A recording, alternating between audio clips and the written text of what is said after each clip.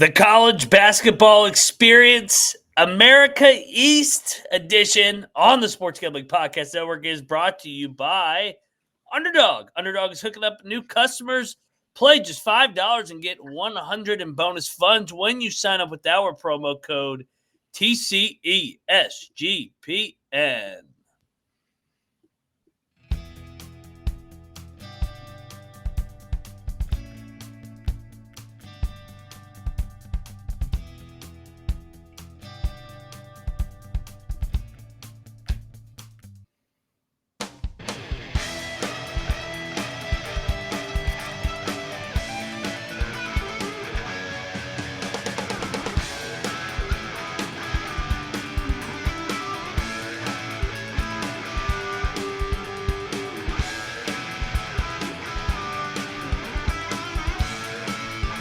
And welcome everybody into the College Basketball Experience America East, baby. Oh, we're heading up to the Northeast. This is preview number 7. We were just talking pre-episode. You got 7 and 8 coming tonight. You got a triple header over here at the College Experience. We got you covered all night here. 2 basketball, 1 football.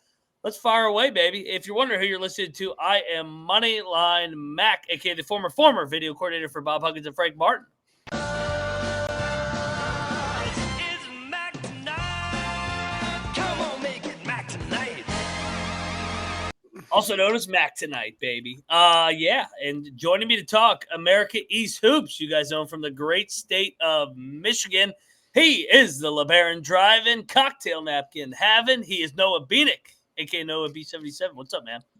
How's it going, Mac? Capper, welcome into this show as well. America East should be pretty good. Also was pretty light work from my part, like going back and trying to find trends. The trend is just Vermont. And when Vermont gets hurt, then it's UMS Lowell or Bryant. So there's your trend of success in this league over the past 5-ish years. All right, episode's over. See you, everybody. We'll see you tomorrow night. That was easy. Next show. Joining us, third man in the booth. You guys know him from the Locks and Dogs over there. He is from the Windy City. He is Cannabis Capper, a.k.a. CC. What's up, man? Mac, it's great to be here. Great to be talking America East. I know it's typically an easy conference to cap, but that doesn't mean we can't break it down for every team. So let's do that. Yeah. Let's do it. And then after this, we got Maction, and I'm giddy to talk about the MAC, especially with the UMass Minutemen joining that league. I already love the MAC, and then you had UMass and Frank Martin in there. So I'm fired up for this doubleheader here tonight. But Noah, you kind of teased it. Vermont did not win the America East finally. The Bryant Bulldogs got it done. Phil Martelli Jr. just down the road from me now here in Richmond. But obviously we finally ate shit on this league after dominating for about a decade. I mean, it just pick Vermont. If they get hurt, then just have fun fading them every game of the season. That's how it happens. And both you and I on the America East preview last year, both of us had Vermont winning the regular season and tournament. That hit us right in the face. Also, Mac, of the 3 teams, we just limited it to Vermont, Bryant, and UMass Lowell. We said of the 3 teams, which one has the lowest floor? Honestly, Vermont and UMass Lowell could have been worthy busts because they did not have a great year. Mm-hmm. You chose Bryant, so that was tough. Brian was fire last year, man. I went with Vermont. Ironically, I didn't have a huge reason why I picked them to win the tournament and the regular season, but I was like, if they don't do it, that means it was a bust. So I think I was right there, but UMass Lowell was the big bust last year. I may be misremembering this. I thought you guys gave out like a Vermont Gonzaga. Yeah, none of them did. They should have. I think that was 2 years ago. Was it? It was. I wasn't on the America East preview 2 years ago. It was Nick Famelant and Mac, and you guys gave out like a Gonzaga, Colgate, Vermont, and somebody else.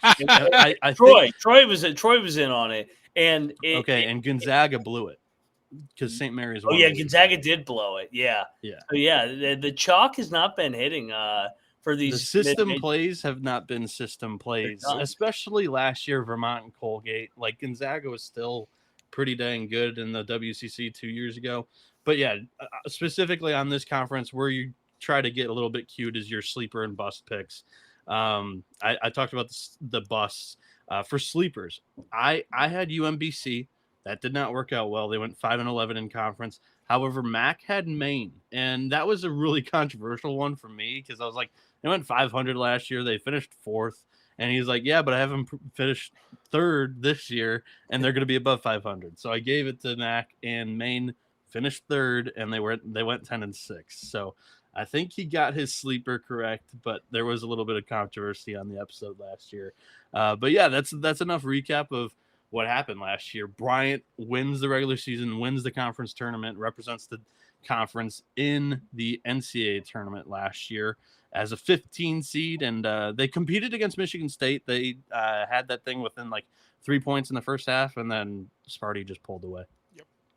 And if I remember correctly, Maine beat Vermont in the conference tournament semifinals. I think it was Bryant Maine in the finals. That's right. And, yeah. Okay. And Phil Martelli Jr.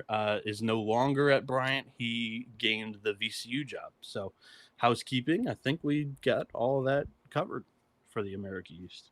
I think we do. All right. Well, let's we'll talk America East team by team. All 9. There's 9 teams in this league. I always forget that there's an odd number. But first, the merch store sale ends today. The end of September 30th, 25% off. Promo code football. You can get one of these sweet mugs or college experience camo hat or whatever you want to get.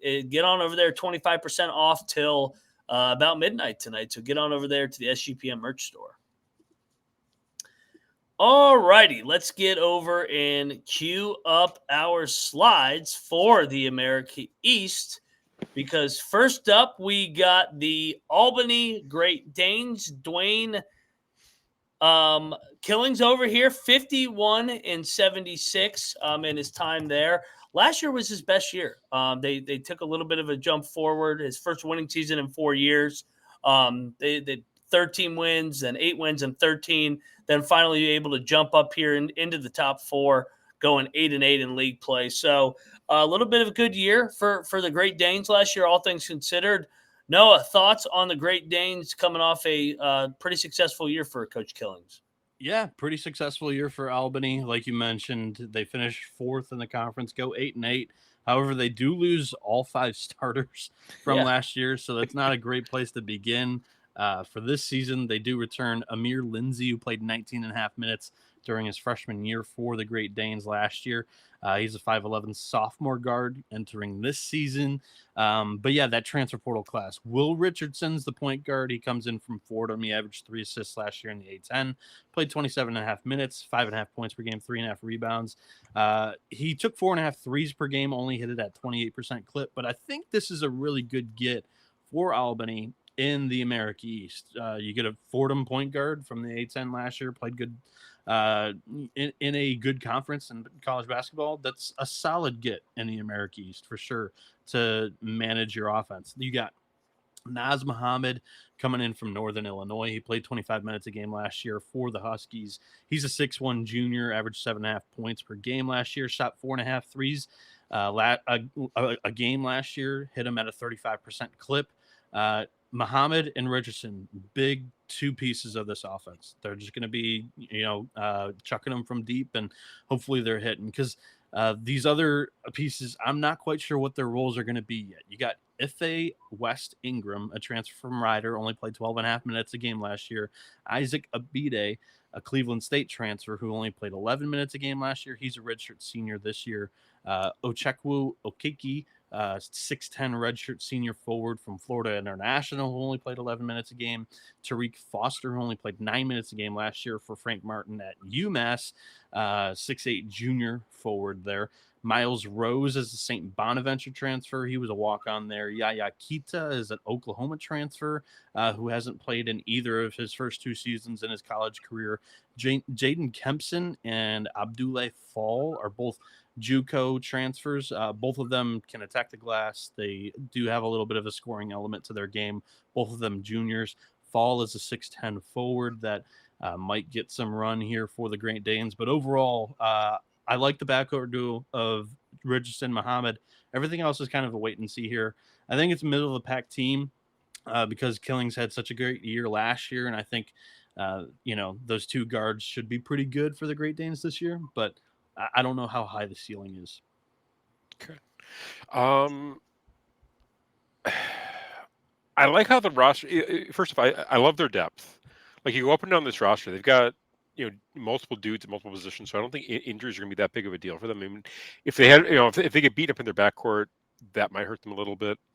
So this is a portal, a bit of a portal team. I would look to fade them a bit early in the year, but I think that once they get into conference play, this is gonna be like one of those teams that nobody wants to play. Just because you just look at the the resumes of the guys they brought in, they're all from like bigger programs in Albany. They're all guys who have played minutes, in rotations, and are now looking to take a next step, either if they're graduating or looking to build their careers. So I think the arrow is definitely pointed up. I do think they're middle of the pack, but I'm thinking upper middle, if I'm honest, because I like the coach. He's built this program, and he's continued, and he's added a bunch of really nice pieces. If they fit together, that's going to be the key. But for conference play, I think this team's going to be a little bit nasty. I will add too that this roster is probably the second biggest just in height. Yeah. Here too, they do have quite a bit of length, which is always a plus in the mid majors. Agree. I have them finishing middle of the pack as well. I think, like you said, Killings, they've kind of trajected upward each year after year number one, and I think that they stay in the middle of the pack headed into next year, despite losing all that production from last year's team. Number 2 on the dock, we got LeVell Sanders over there with Binghamton, also his 5th year now. They have been, all things considered, they've been pretty consistent. They every year, if you look at conference play, they're 8-8 or 7-9. Yeah. They finished tied for 4th twice. They finished 5th once. It kind of feels like the floor usually is pretty high with this team. Unfortunately, though, the ceiling seems to be low, and that's why they have been kind of a consistent middle of the pack team. Binghamton is not an easy job, so all things considered, I think Sanders has actually done a pretty good job. And I don't think his record really reflects the job he's done so far. Yeah, tough job, as evident with them losing 4 starters from last year. So it's kind of tough when you're always kind of having to kind of rebuild each and every year at a program like Binghamton, which I'm not sure how much money they've got going into the basketball program. They did get a big donation to the baseball program, but basketball side, I'm not quite sure where they're at. The one returning starter is Wes Peterson, a 6'6" senior forward who played 26 minutes a game last year, averaged 7, 3, and 1.5 assists, shot at 39% from 3, 51.5% from the field. He's a big piece. They also return Evan Ash, who played 21.5 minutes a game last year for the Bearcats. He's a 6'3" junior guard who did not shoot it very well last year. When he did get some time on the floor, he only averaged 5.5 points per game, 2.5 boards, 44.5% from the field, 24.5% from deep. So he'll have to improve from range there. A couple of transfers here that are expected to play big-time minutes for this program this season. You've got Demetrius Lilly, a 6'9" senior center who played 19.5 minutes last year for the LaSalle Explorers. He averaged 7.5 and 6. That's a good piece for the Bearcats. They also have Jeremiah Quigley, a guard from George Mason, who only played 8 minutes a game last year. He's 5'11" and a junior. And then Bryson Wilson, a Buffalo transfer who played 17 minutes a game last year. He's a 6'5" junior guard who averaged 7.5 and 4. Only shot 24% from deep on 2 attempts per game. And then you've got on the bench a couple of returners, Jackson Benini and Jaden Lamond, and then a couple of JUCO transfers that might play a little bit in Zaire Beverly from East LA Junior College, averaged 10.5 points per game, 5.5 boards, almost a block per game. And then Ryan Richardson, a 6'2" sophomore guard who averaged 11 points per game, 4 rebounds, 3 assists at Missouri State, West Plains. So Binghamton, honestly, I think they're a bottom half squad just by nature of losing 4 starters. But there is some runway for them to be a little bit better than my expectations, I think. Okay. I think you're a bit low on them, if I'm honest, because Demetrius Lilly coming in, I think is huge for them. He could be a conference player of the year. I mean, just in terms of what he brings on the boards and what he can do in the offensive end, it wouldn't shock me if he was in the running for conference player of the year. I like their backcourt a bit better than just a bit better. I think Quigley is played solid minutes for George Mason, and they returned Evan Ashe. Back from last year. I kind of like this team. Again, I think they're middle of the pack, but again, I feel like it's upper middle. Like I feel like their floor is low, but I feel like the ceiling is middle of the pack, and I think they're closer to the ceiling than the floor, if I'm honest. I think a lot of what we could say about Albany, you could say about Binghamton. Yeah. I mean, solid coach. And Sanders has proven, even with losing guys back-to-back years, that the bottom will not fall out. So, yeah, I'm not sure that they can crack a top 4 spot, but I do think that they are a middle-of-the-pack team here in the America East. So we all have the golf course shooting around par this year. Yeah. They'll be a par. Better than the U.S. this week. It depends how well Troy mows the greens this year, but yeah, they'll be around par. Let me know if they're fast or slow, Troy. Let's go over to the Bulldogs, the defending champs, Bryant. We mentioned it. Martelli's out. In comes Jamion Christian. Interesting hire. Obviously, Christian has been a head coach for quite a while. I mean, he was coaching in Italy the last couple of years, but before that, stops at Mount St. Mary's, made multiple NCAA tournaments, then a year at Siena, then 3 years at G-Dub. He was fired in 22, even though they finished 7th in the league that year. So I'm interested to see, just because Christian hasn't coached in the NIL portal portion of his career. That's when he was overseas, but he's a former Shaka Smart assistant before he got his start, and he's had success at multiple stops. So they're going to take a step back just because they lost everybody from that team that we talked about was so damn good. Mm-hmm. But I think Christian, I like the hire, good energy, hired a good staff, and I think Bryant will be chippy later in the year. Yeah, sure. Bryant only returns 2 players from last year's conference sweep in titles. Ja'Kai Robinson played 20.5 minutes last year. He's a 6'5" senior wing, averaged 6 in 3.5, but doesn't really have the deep ball in his game. And then you got Aaron Davis, who's a 6'7" junior forward who played 9 minutes a game, averaged 5 points per game. He does like to shoot it from deep, didn't shoot it tremendously last year, just 24.5% on almost 3 attempts per game. Then you get to the transfer portal, and outside of, you got Jalen Young, which I do believe, I didn't look this up prior, but he's got to be related to Jameer Young, but he didn't play a ton. He's a 6'2", 6th-year guy, played just 10 minutes a game for the Terps last year. Outside of him, I'm not high on this portal because a lot of these guys don't come from winning programs, and then the rest of the newcomers are freshmen. So you've got Quincy Allen, who is a Chicago State transfer. He's a 5th-year senior, 6'8" forward who played 23.5 minutes last year, averaged 9 and 5. He shot 4.5 threes a game, only at a 23.5% clip. And then Keegan Harvey comes in from George Washington. He barely saw the floor last year. You've got a guy coming in from Kilgore, which is a junior college, who didn't play at all last season, in Jaheim Nyam. And then James Cooper is a 6'8", 5th-year senior who did not play a season ago for Oregon. So kind of a risky grab bag here. You've got a couple of Power 5 guys that barely played, and then a couple of mid-major guys that are not coming from winning programs. So this is a team that I definitely see quite a big floor for, because we haven't seen Coach Christian in the America East, and I don't love the roster. So I'm going to be nice and have them in the middle of the pack, because I think there are some programs that are not that great in this conference, but overall I'm not high on the Bulldogs this year. Okay, I think we're going to disagree a bit on Bryant because I kind of like the roster. The one name that sticks out to me the most is they got a graduate transfer from the University of Toronto named Leonard Weber. He's a 6'8" German forward who averaged double last season in Canada. He's intriguing to me. Also, they got a player from France uh, as a 20. He's coming to in as a 21-year-old freshman, and Ethan Bourgard.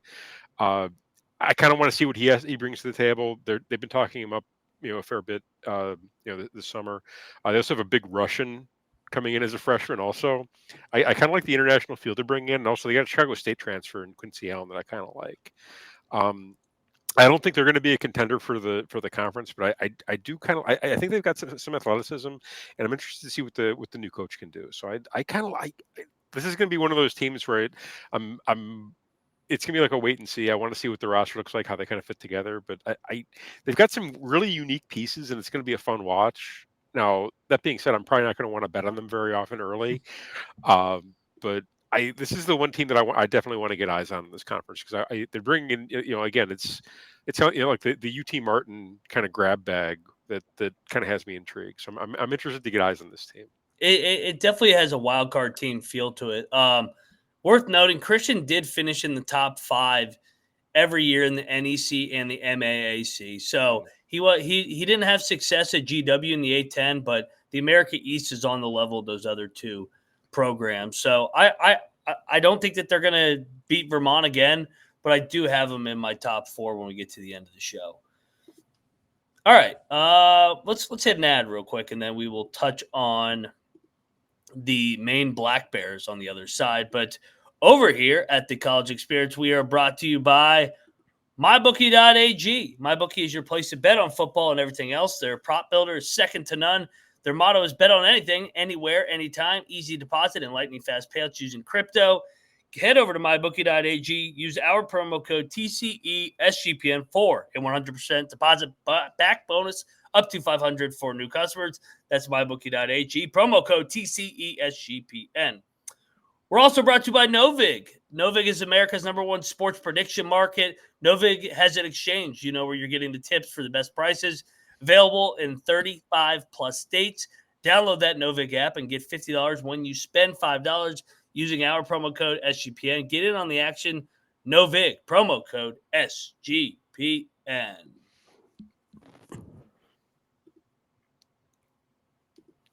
All righty, let's talk Maine Black Bears. Chris Markwood, year number 4 at Maine, a nice jump last year. He played at Maine in the mid-2000s, so he's one of their own. They jump up. They win double-digit conference games at 10-6, like Noah talked about, finish 3rd. It's been a nice little build, and I like Markwood's track record on the guys he's worked for. He's worked at Northeastern. He's worked at Vermont. Those have been 2 of the better programs and coaches in Cohen and Beckner. So I like the track record. I like the build of this program year after year. I'm going to be high on my Maine Black Bears. Yeah, our cocaine bears, right? So yes.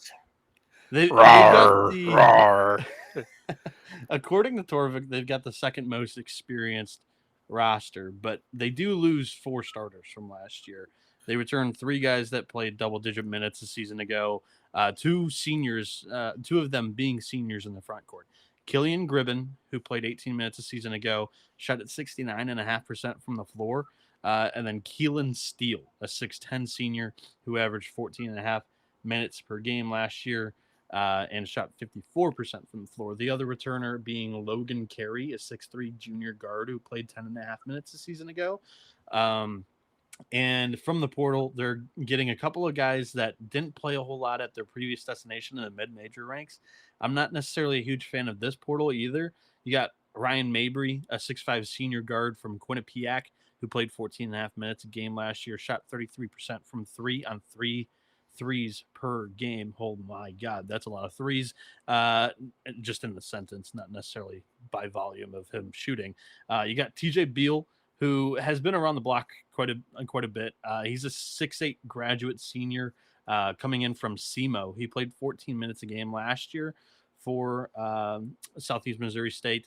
You got Giannis Bamba, a Wichita State transfer who didn't play much at all last year for the Shockers. He's a 6'6" redshirt sophomore wing.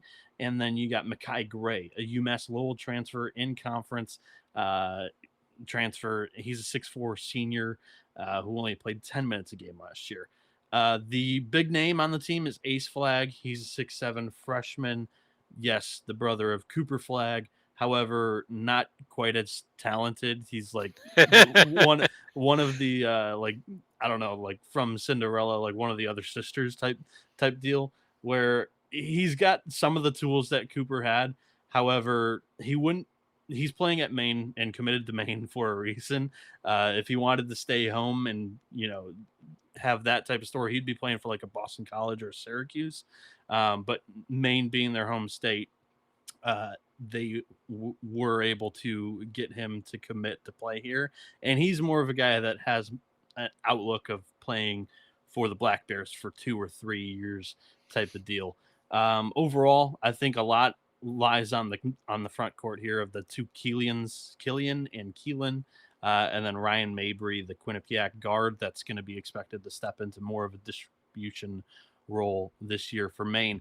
I like Chris Markwood a lot. They gave me probably my biggest money line call with them beating Boston College a couple of years ago. So I want to like them more than I maybe should. I have them in the top half, but again, not incredibly high on the roster. I got a co-sign on the roster. I think they've got interesting pieces. Again, it really, I think it comes down to coaching and how these guys fit together. Based on the coach's track record, I've got to put them in the upper half. But this is one of the tougher rosters to actually handicap.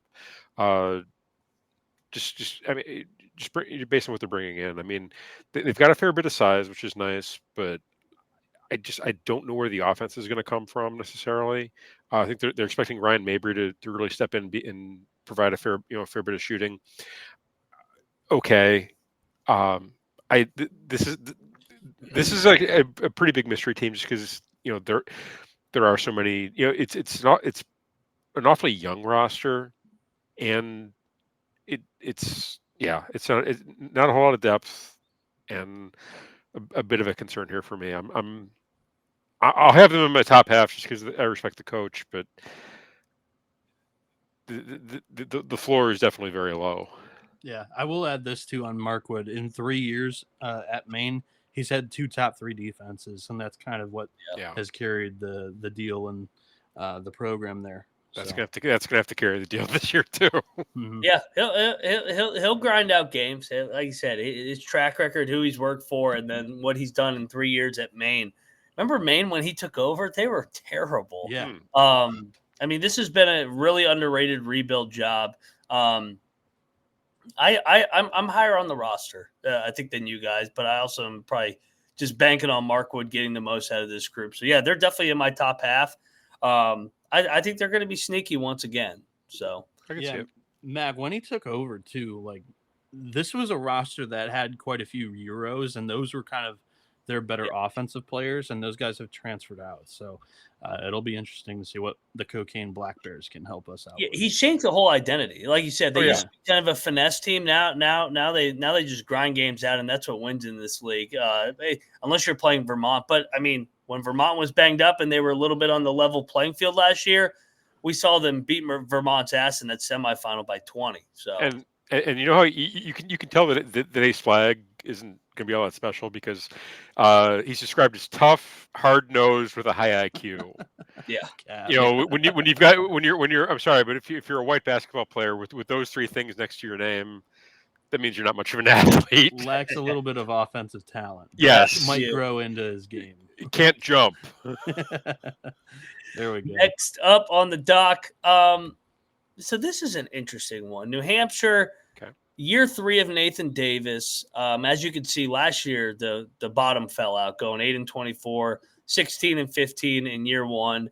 I mean, he had been good at Bucknell the first half of his tenure. I know he did take over for Paulson, who had the program rolling for quite a while. Then we see Griffin come back, and he's been able to get the program going. Davis was really good at Randolph-Macon, one of the better D3 jobs, in the state of Virginia. Got to multiple second weekends at that level. So his overall record is good, 294, 193, but they have definitely taken steps back here over the last 4 or 5 years of his career. His last winning season outside of 2 years ago, it was 2018. 2019. So a little bit of a decline in his career from where he was at the front end of his career. I'm interested. Do you think is this a bounce back candidate, or are they going to continue to trend in the wrong direction? Yeah, Mac, you kind of said it without saying it, but that 2023 season was that good, or that was the good year. That was 3 years ago. They go 15-15 overall, 9-7 in conference. And then 2024, they were all right too. They finished 7-9, also a game above 500 overall. But they had Clarence Daniels, who I think ended up winning Conference Player of the Year. Yes. And then last year in 2025, they were just 6-10 and 8-24 overall. Pretty steep drop, and they kind of lacked a little bit on the offensive side, a little bit of punch. And this year they're going to be one of the younger rosters. They did hit the portal, but they didn't bring in a ton of seniors. But there are some guys in this portal class that come in from some solid programs. I will say that. You've got Bilal Al-Shekri from Wofford. He's a 6'8 junior. He may play the 5 this year for New Hampshire. I think he might be more of a 4, though, because he can step out and shoot it. Also, you got Keyshawn Robinson, who's an Hofstra transfer. He played 15.5 minutes last year, shot 33% from deep on 3 attempts per game. And then RJ Kennedy didn't play last year. He redshirted at UAB, but this is a kid that was a relatively good recruit for the Blazers. And then Jack Graham is a Richmond transfer who only played 5 minutes a game last year. He's a 6'3 junior guard. And then you got Kome Umwarbor coming in from Iona after their roster completely dispersed with Tobin getting fired. So, and then also John Squire from Community College of San Francisco, who put up 9 points per game, 6.5 rebounds, 2.5 assists. Honestly, the portal class isn't terrible. A lot of these guys didn't play at their previous destination, and you only really have one big returner from last year, and that's David Poser. Not quite sure how to say the first name there. I didn't look it up, but he played 30 minutes a game last year, averaged 6.5 points per game, 1.5 assists, shot at 40.5% from deep on 4 attempts per game. That's going to be their big go-to scorer. You also have Dylan Saunders, who only played 12.5 minutes a game last year, but can shoot it from deep. He's a pretty good 3-point shooter there. So New Hampshire is a team that I have in the bottom half just because they've kind of been 1 game, 2 games under 500 during this tenure here, but they're a team that I also wouldn't be surprised if they do finish at 500 or a little bit above. It's kind of a group of, I don't know if muck is a kind term, but maybe mush. There's there's 3 or 4 teams that I really do think are middle of the pack teams that I wouldn't be surprised if they finished 3rd, but also wouldn't be surprised if they've kind of finished 7th. So if that makes sense. Fair enough. Yeah, I'm not very high on this New Hampshire roster. I do really like the get of that one guard that you mentioned, RJ Kennedy. He was actually the Georgia 4A Player of the Year before he went to UAB. So he was a scorer and distributor in high school. He redshirted last year, and now he's on to New Hampshire, which is odd. You wouldn't think you'd think he'd be able to find a school closer to home, but maybe he got an offer from Georgia and they believe in him. But either way, it sounds like he's an athlete that you don't usually see in the America East.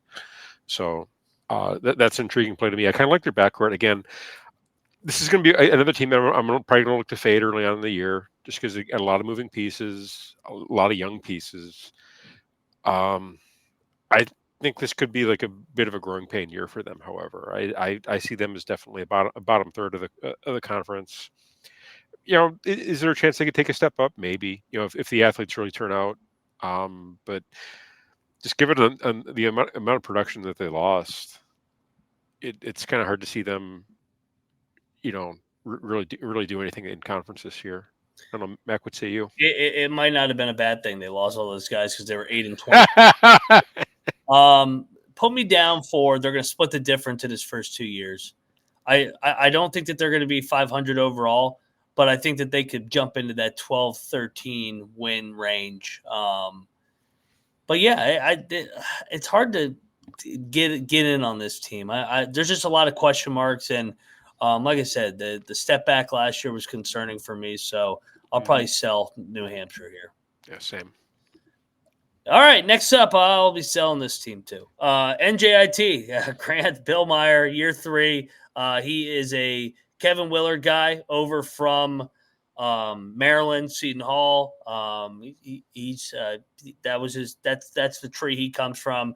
13-46, as you can see, in 2 years at NJIT. In fairness to him, NJIT is not an easy job.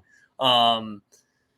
I don't know, man. Like they're going to be super young, it looks like, again, and a lot of question marks here, Noah. Yeah, you got NJIT, who's the youngest or least experienced roster in the preseason, according to Torvik. But I do think it's Billmeier's best group that he's had in his now going to be third year at NJIT. I'm not quite sure what the identity of this program is. They finished in last place rating-wise offensively and defensively in 2024. They also had the worst offense in 2025. The defense was a little bit okay, and you would expect that from the Kevin Willard tree. But yeah, like I mentioned, they do return 3 guys that played 23 minutes or more from a season ago, and Sebastian Robinson's the big one. He played the point guard last year, 3.5 assists per game, 3.5 boards, 12 points per game. He did not shoot it well, but he did shoot it often. He took 2.5 threes per game, only hit him at 19%. But this is a guy that they're going to expect to take a little bit of a jump up in play. You also have Ari Fulton and Jordan Rogers that returned from their freshman seasons last year, and they played all right. Rogers is a stretch 4 that shot 43% from deep, and then Fulton played 28.5 minutes a game last year, averaged 7 and 5.5, shot at 41.5% from the floor. They have 2 transfers coming in from the mid-major ranks. Melvin Ebankoli, UMKC transfer. He's a graduate senior 6'8" forward who played 26 minutes a game last year, averaged 7 and 5, 50% from the field as a shooter.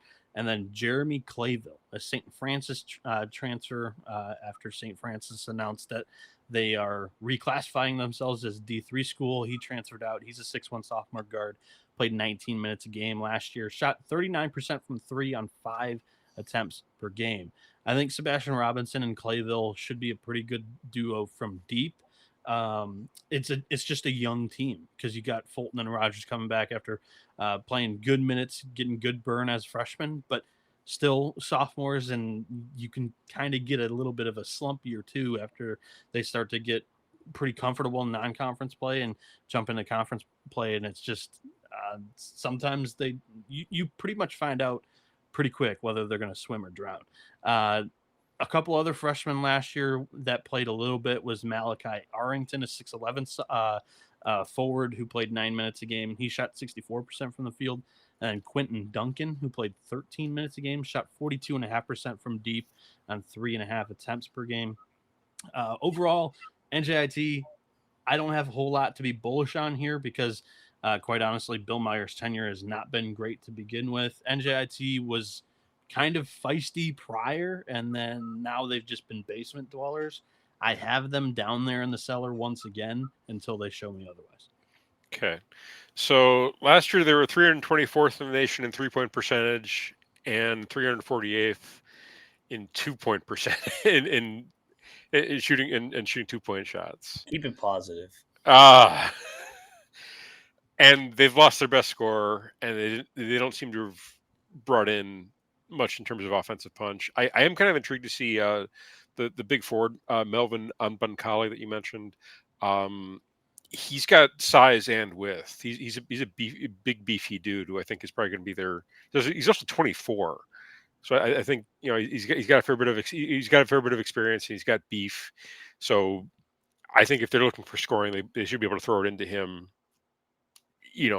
fairly regularly. Other than that, I think this is going to be a rough year. I would love to keep it positive, but I see a bottom third roster and probably a bottom two roster, if I'm honest. Mac, what positivity can you bring to NJIT? They're going to finish 9th out of 9. But hey, you know what? I think they could win more than 7 games. Maybe get into 8 or 9 for the year. But I just, how can you buy into this team? There's all these question marks. You can't. We haven't seen it from the Billmeier era yet. I mean, hey man, I'm pulling for him, but this roster is less than to be desired here. So yeah, I will be fading NJIT again this year. Oh yeah. If you want to fade NJIT, do so over at Underdog Fantasy. Underdog also has a great place to play fantasy pick'em, where you can win up to 500 times your entry. Simply pick higher or lower on your favorite players' stats, available for a ton of sports out there. Underdog's got a brand new offer. New customers play $5 and get $100 in bonus funds when you use the sign-up code TCESGPN. We're also brought to you by Rhythm. Rhythm's off to a great start in college football and the NFL. Introduce a leaderboard with weekly cash prizes just for tracking your bets in the app. Track 5 bets at the same place in your model and build so you can win up to $1,000. Use our promo code SGPN25 when you download the Rhythm for a 25% off your first month. Download Rhythm and use promo code SGPN25. I thought we agreed to get rid of Arch Manning and the graphic. I wish we could. We need to get rid of him. All right. UMass Lowell. Veteran coach Pat Duquette over here. He has been at the helm since 2013. He has built this program up. Last year was at one of their more disappointing years. It was the first time they finished with a losing record in conference play since 2022. They had a nice little run there where they won, 48 games in a 2-year span. They still finished 17-15, even with the step back. But they had kind of solidified themselves as the second best team behind Vermont before last year. They jumped back to 6. Noah, do we get a boomerang, or do we think that they stay kind of in the middle of the pack here? Yeah, I think this is going to be more of a boomerang program, back to the top of the standings, or at least near it. UMass Lowell really kind of stunned me with just how bad they played down the stretch. And this was a really senior group, like an experienced group that had been there before in the America East and had competed for titles in this conference, just falling short to Vermont once or twice with that group. And I just think like things got a little bit stale, and the defense really was lackluster in conference play last year. They finished 6th out of 9 defensively, and that just wasn't good enough. They barely guarded the perimeter last year.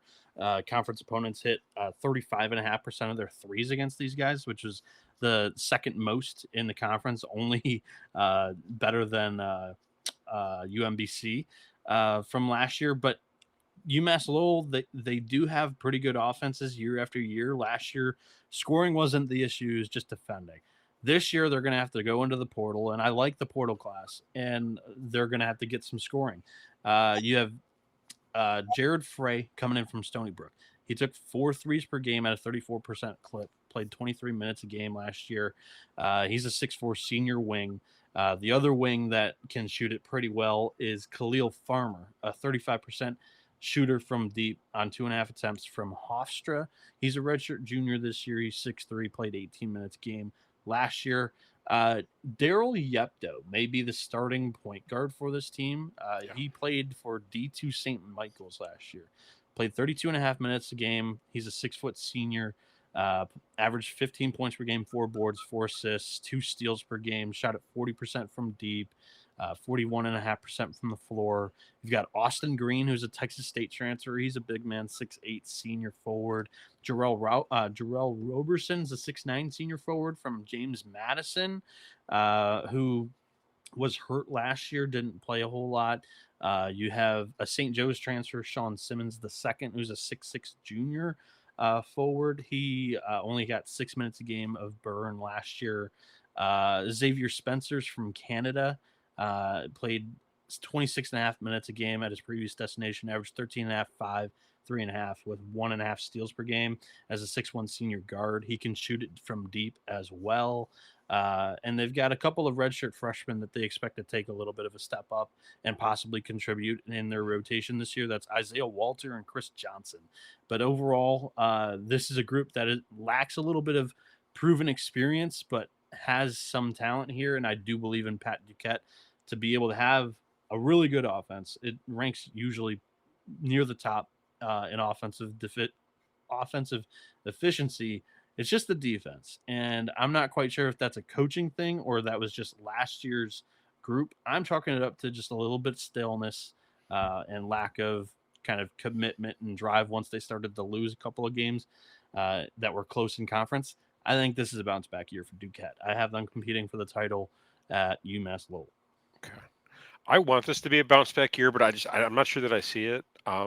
They had the freshman conference freshman of the year in Martin Somerville last year. He transferred to Florida State, and they lost a bunch in the portal. That pieces that actually played major minutes and actually meant a lot to that offense.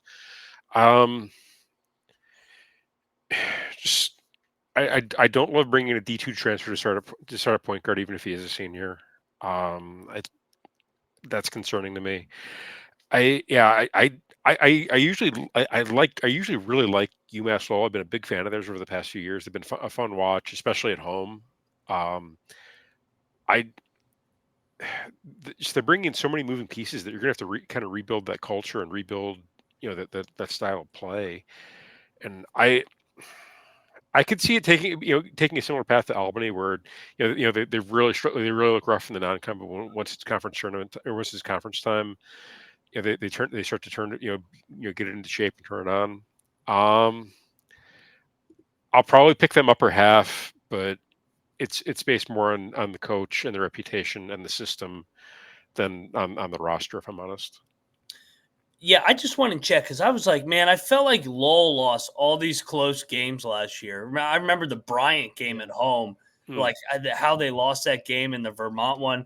7 out of their 11 losses in league were by single digits, and 6 of them were by 1 score. So they kind of lost that drive and commitment on the defensive end. They couldn't get a stop, and that's why they couldn't win any of those close games. So although it's not a lot of returning experience or returning production, I like it's a veteran group, though, via the portal. So I'll bank on Duquette here. I'll have them in my top 4 because I think they get on the right side of these 1-score games. Okay.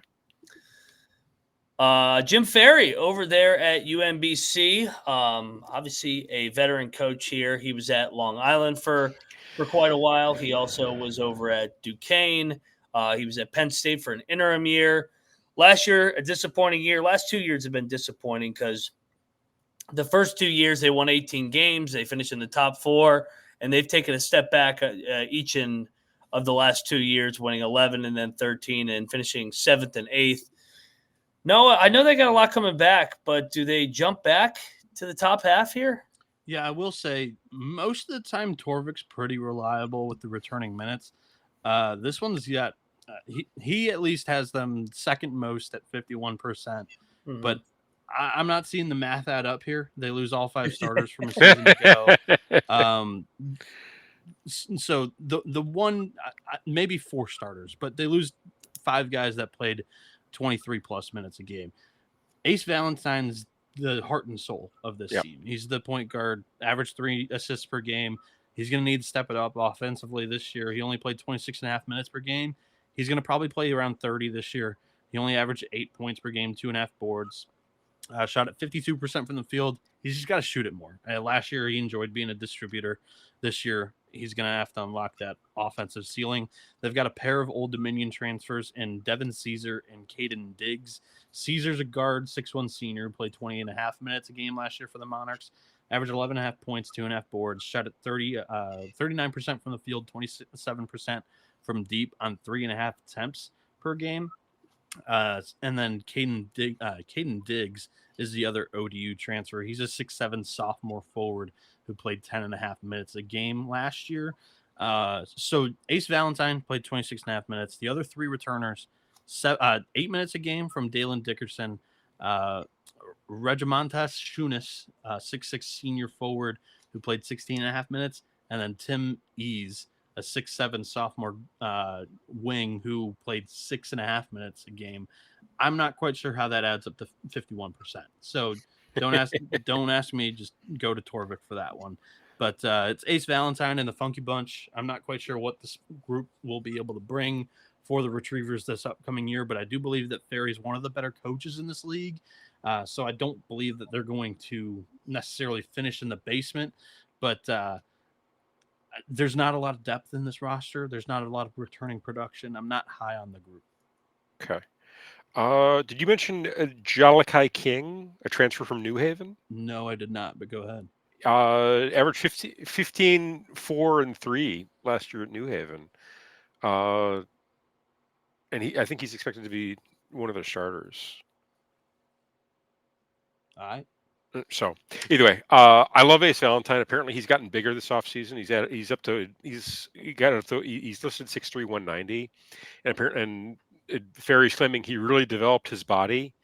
So I do kind of like him to take the jump. I like some of the pieces they brought in. My biggest concern with them is the size. I think against some of the bigger teams, they're really going to struggle just because they don't have the size to match up there.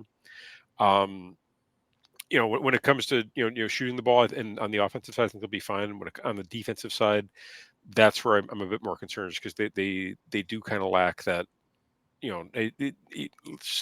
America East level size. When I think their tallest listed starter is 6'7", that's a bit of a concern to me.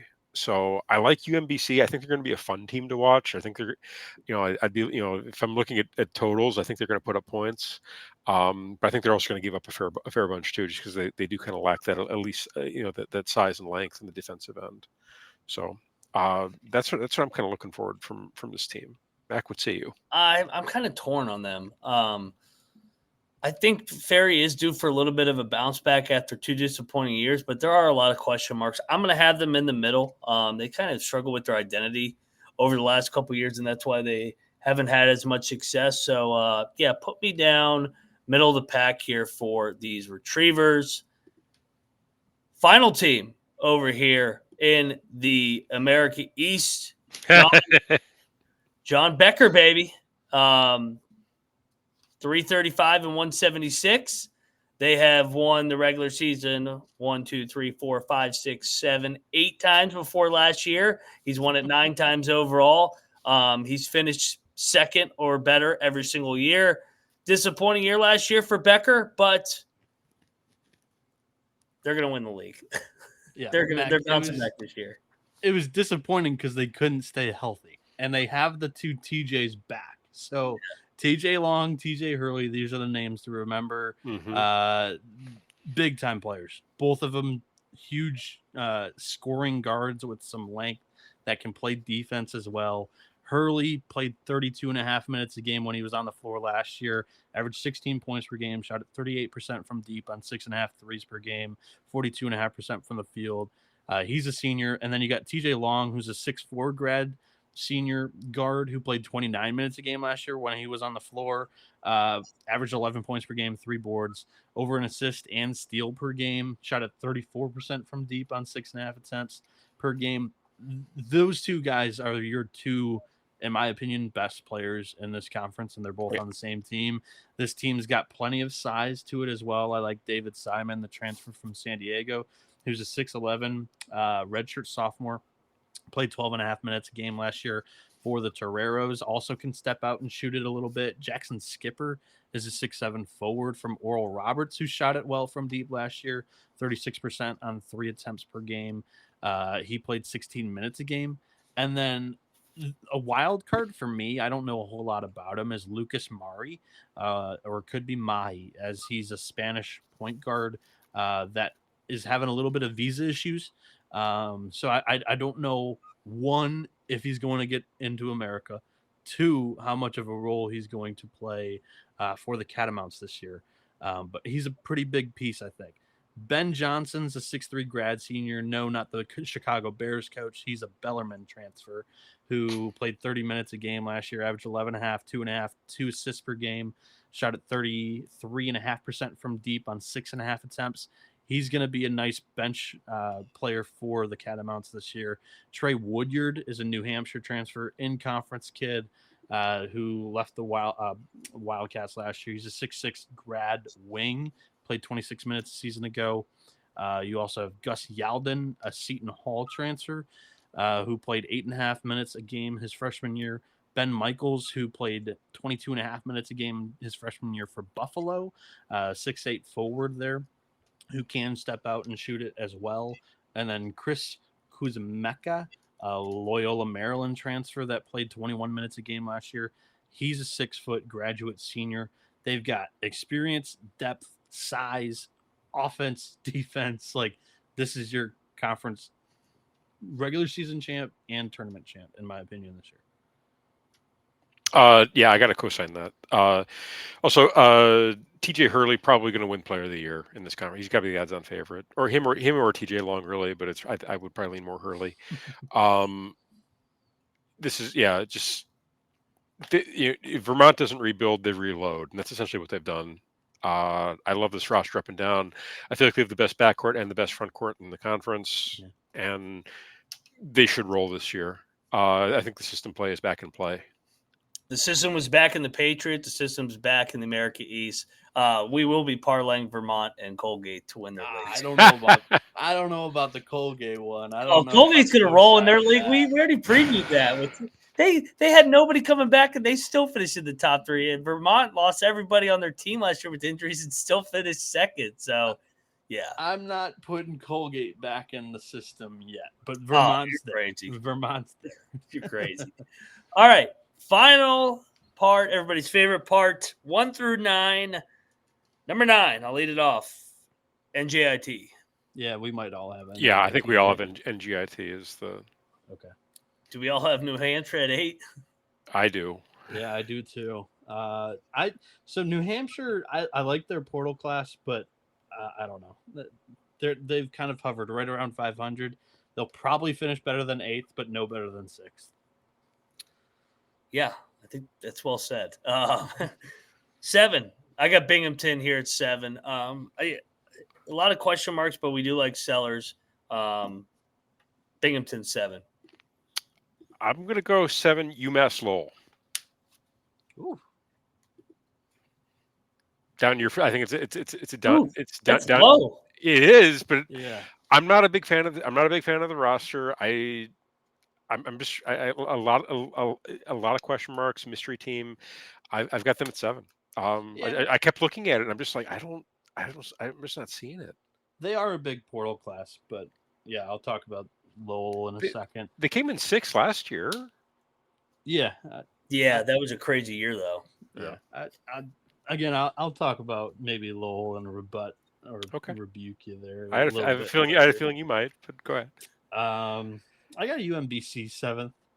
To me, it's Ace Valentine and just quite a few question marks there. So I like Jim Ferry, but I got to see it. I got UMBC 6. So not like you said, a lot of question marks. I kind of threw them in no man's land here at 6. I co-sign at 6. UMBC also. All right. I have Binghamton 6th. They lose 4 starters, but I kind of like their front court. So I got the golf course 6th. All right, at number 5, I got Albany. Killings continues to keep them right in the middle. Doesn't let the bottom fall out, even though they lost all that production. I got Albany at 5th. Okay, at 5, I'm gonna go Binghamton. 5th, I have Bryant. To me, I think they're going to be relying on quite a few freshmen and transfers that aren't coming from winning programs. Yeah. But Jamion Christian's going to have this team in the top half. So this is about my floor for the Bulldogs. If they finish 3rd or 4th, I wouldn't be surprised. Yeah, I went Bryant 4. I think they're talented. I think and I trust Christian. Like I said, he finishes in the top 4 every year at these mid-major, low-major leagues. So I don't think that they'll fall off too much, but it's definitely a step back from last year's magical year. I've also got Bryant taking a step back and finishing 4th. I have Albany 4th. I think they're going to have good guard play. I like Richardson and Naz Muhammad. I got the Green Danes in the top half here. All right. At number 3, I went UMass Lowell. I think that they get back into the top 3, and Duquette gets that transfer portal class. They improve and get back to where they had been before last year. Okay. 3rd, I have Albany. Just based on the roster construction, I like what they're putting together. I think the arrow's pointed up in Albany. They finished 4th last year. I think they make the jump to 3rd this year. All right. I got Maine 3rd. To me, I think it's a good front court. Lack a little bit of experience all around, but I believe in Markwood. He's had 2 top 3 defenses in his 3 years with the Cocaine Black Bears. They were probably my favorite roster of what I'd call like a mush group of 3 or 4 teams that I wouldn't be surprised if they finished 3rd or 7th. So there we go. I got my Maine Cocaine Bears, Markwood and company, finishing 2nd. I every year step up. Yep. Year 5, Markwood wins the league, but we all know who's going to win the league this year. Yeah. I've also got Maine 2nd. Again, we've continued to see that them take steps. I like the pieces they've put together there. The roster makes sense. The team makes sense. The coach makes sense. They come in 2nd this year. For me, I have UMass Lowell 2nd. Oh, wow. And I just think that last year's group was a little stale. A lot of those guys had been in the program for quite a few years and just were runner-up to Vermont and Bryant a few too many times. And then once they lost a few close games, they just completely shut down.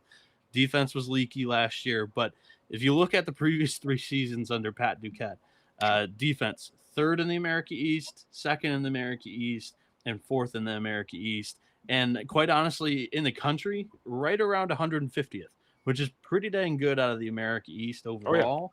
Oh, yeah. I'm high on UMass Lowell because the offense is always very consistent, and they bring in a portal grab bag of some shooters with some length. So I think that's going to offer a little bit of better defense, and also they'll have that steady shooting from deep this year. I'm high on the Riverhawks once again. And at number 1, we all have Vermont. The system plays back. We just did our analysis on Vermont, so let's get over to Are we all picking them to win the tournament too? Yeah. Okay. It'll be they'll have home court as long as they're not injured again. They're winning. Correct. They're sweeping this. They may not lose a game. They'll lose 1 game at Lowell or at Bryant or at Maine or one of those road games, and then they'll win every other game. Yeah. Previewing that team, I even said it too, as long as they just stay healthy. But this year they have even more depth than they did last year. I thought the depth actually last year was a little bit questionable, and it was like a nightmare scenario that they lost both TJs for quite a bit of time. Yep. This year they bring in like quite a few dogs from their previous spots, and they're like 9 or 10 deep. So I really like what John Becker did in the transfer portal. Yeah, that roster is totally reloaded. Vermont is back. Oh yeah. Sleeper. So let's do top 3. So like a team that you have the highest chance of finishing the top 3 that weren't there last year. Last year's top 3 was Bryant, Vermont, Maine, and then the same thing. Let's do who has the lowest floor between probably Bryant and Lowell and Maine, because I'll throw Lowell in there just because they've been there, done that in this conference quite a bit. Last year they finished 6th, but I don't think that's like the program standard. So if they finish 6th again, that's probably a bust. Is that fair to say? I think that's fair. And for my sleeper, I got UMass Lowell. All those 1 possession losses, Duquette's a good coach. I think they get on the right side this year. And if I agree with you there. I got the Riverhawks as a sleeper as well. I got Albany as mine. I like it. Cap. I'm all for the Great Danes. Yeah. Bust out of those teams, it's got to be Bryant, which is the coaching change and just the variance of this team, I think. Yeah, I think they're the low-hanging fruit there. Yeah, I agree. Cosign. All right. Unless you want me to take you, unless you consider UMass Lowell a bust, but I think that's Go outside ahead. it falls outside your rules though, because they finished in sixth No, last year. Typically, but I would just say like that's one of your the three programs in this league. I would give it to you if you want to take it. I'll take it then. Yeah, give me UMass right. Lowell as my bust. This is a pretty good bet. Both Mac and I have Lowell like second and third, and then Capper's got them at the floor again. So I like it. Bragging rights. We're bragging rights on these Right. Riverhawks next year, baby. Yeah. So where'd they finish? So last year, Lowell finished sixth. They finished 244th in KenPom though. In 2024, they finished 153rd. So let's split the difference there. Better than 200th in KenPom. Does that sound fair? Are we putting money on this, or are you just asking me? Let's just have a friendly way. Like we don't have to do. Okay, yeah, we could do a Capper just no a way. friendly Yeah, wager on the show, and we'll check in as we go along. I like UMass Lowell. I think they're been one of my favorite America East programs to watch, but I would bet under 200. Try lower than 200. Yeah, I think they do better than 200. Mac. They're going to be improved. I'm taking higher. I'm in on the Riverhawks this year, man. I think Duquette's a good coach, and last year was a fluke. So, what's their schedule look like early? We used to do this a lot. We got 13 MAC teams to preview. Yeah, I know. They got Iowa. They're going to get drilled there, and UConn. All right, go ahead. Yeah, hey, we can talk off air about our Riverhawks. Yes, go check out the college baseball experience. Go check out the Locks and Dogs podcast. Oh, thank at you. Cannabis Capper for Mr. Cap over there at NoahB77_ for Bienick. I'm at Moneyline_ Mac. Triple header here. You got two more coming.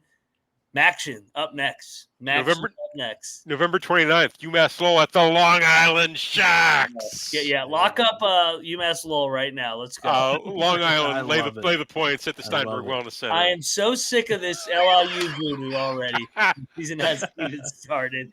Nobody walks into Long Island, comes out with a dub. We'll see everybody in about 5 minutes over here on Maction. It is a Tuesday, so it's fitting we're doing the Mac. This is a college basketball experience. You better start thinking about yours. And we are out of here. Mac Torvik's also got Lowell as a 14.5 dog against UMass. They're very low on Lowell on Torvik. They always have been. December 6th. I'll lay it. Need my Minutemen. Can't wait to talk about it.